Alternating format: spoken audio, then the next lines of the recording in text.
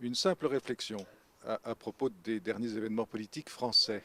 On a assisté au cours du dernier mois à des réunions, soit d'universités d'été des partis politiques, soit des journées parlementaires des différents partis. Et une réflexion vient inéluctablement à l'esprit que les Français ne font pas, n'osent pas faire, et c'est très dommage parce que c'est la seule qu'il convient de faire. À quoi servent toutes ces réunions? Non pas du tout à discuter sur le fond des problèmes qui préoccupent les Français, mais uniquement de savoir qui pourra se présenter aux prochaines élections présidentielles. Il y a là un problème fondamental en France, une question d'une gravité extrême, c'est-à-dire que toute la vie politique est aspirée par une unique question de savoir qui. Qui? C'est l'unique question. On croirait, on aurait cru que Sarkozy se représenterait. On ne sait pas s'il se représentera. François Copé est déjà sur les rangs, Barouin est déjà sur les rangs.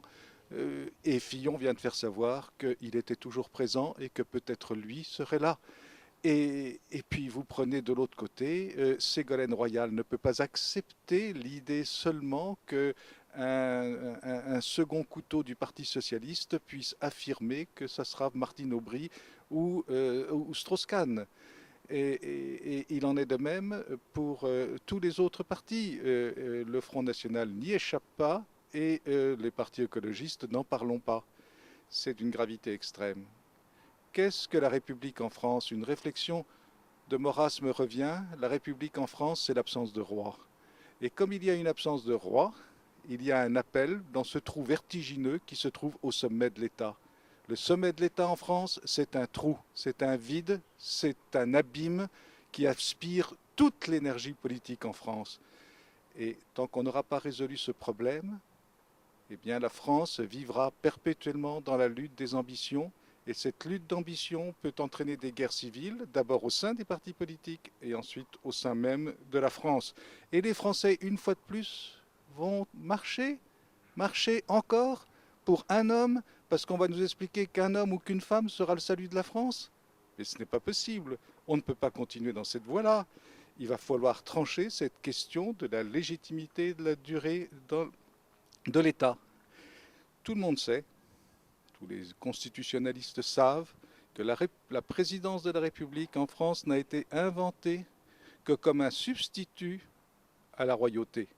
C'est parce que le roi était absent en 1873, en 1875, en 1877 et 1878 que l'on a inventé cette présidence qui était d'ailleurs inscrite dans la durée de 7 ans. Le fait que l'on soit passé du septennat au quinquennat n'a fait qu'aggraver l'agitation politicienne autour de ce trou.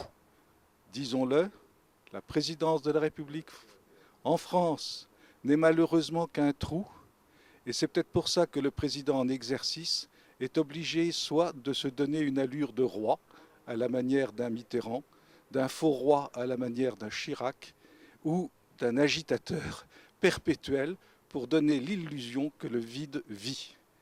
Eh bien, comme Sarkozy. Eh bien, je crois que là, pour les Français qui veulent bien réfléchir, se trouve le centre du problème politique français. Oui ou non, veut-on que la France ait un État qui s'inscrive dans la durée et qui soit en état, précisément, puisqu'il est dans l'être de résoudre les problèmes français.